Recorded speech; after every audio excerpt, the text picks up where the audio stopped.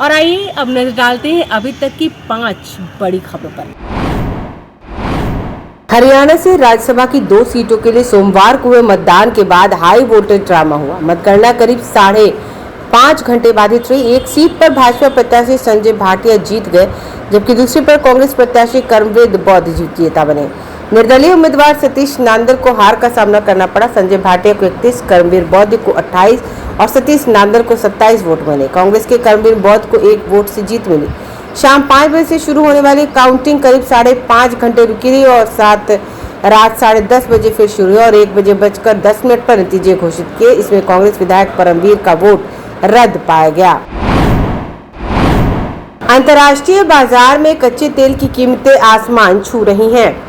खाड़ी क्षेत्र में जंग शुरू होने के बाद से भारतीय रिफाइनरी के लिए कच्चे तेल की लागत में 93% का भारी उछाल आया। शुक्रवार को यह कीमत $136.56 प्रति बैरल पर पहुंच गई, जिससे इंडियन ऑयल, HPCL, BPCL और रिलायंस इंडस्ट्री जैसे घरेलू तेल कंपनियों के मुनाफे में भारी गिरावट आई है।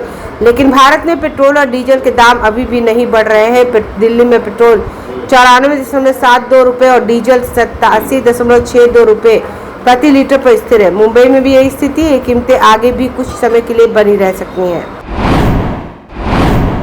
ईरान पर हमले को लेकर सफाई देते हुए डोनाल्ड ट्रंप ने कहा है कि यह अटैक बहुत जरूरी था। अब ईरान परमाणु हथियारों के बारे में सोच भी नहीं पाएगा।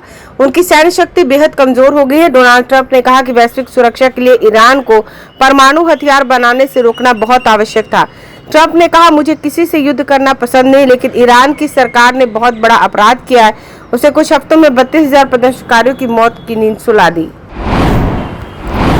घरेलू विमान उद्योग पहले से ही भारत पाक संघर्ष, एयर इंडिया विमान दुर्घटना और इंडिगो की उड़ानें रद्द होने से संकट से जूझ रहा है।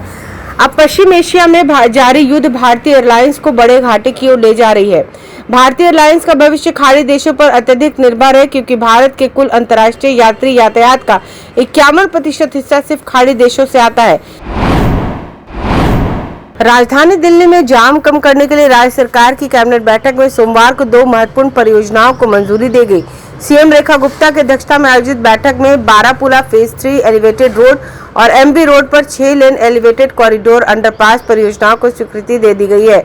मुख्यमंत्री ने कहा कि सराय काले खान से मयूर विहार तक बारापुला नाले के ऊपर एलिवेटेड रोड के निर्माण के लिए संशोधित लागत 1635 करोड़ रुपए की मंजूरी दी गई है। अगर आप भी अपने दुकान, प्रतिष्ठान, school, college, coaching centre, restaurant, cafe का विज्ञापन देना चाहते हैं, वो भी किफायती दर पर, तो आंखें न्यूज 24 लेकर आया है आपके लिए एक सुनहरा मौका। आंखें न्यूज 24 न्यूज पोर्टल की दुनिया में बिहार का सबसे उभरता हुआ चैनल, जहां बिहार झारखंड से जुड़े तमाम बड़ी खबरें देखने को मिलती है। तो देर किस बात की, आज भी जुड़े आंखें न्यूज 24 के साथ संपर्क करें हमारे व्हाट्सएप नंबर 8935876430 पर।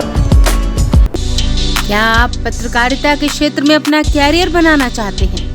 तो आज ही Royal Ashoka Institute of Mass Communication and Journalism में अपनी जगह सुनिश्चित करें।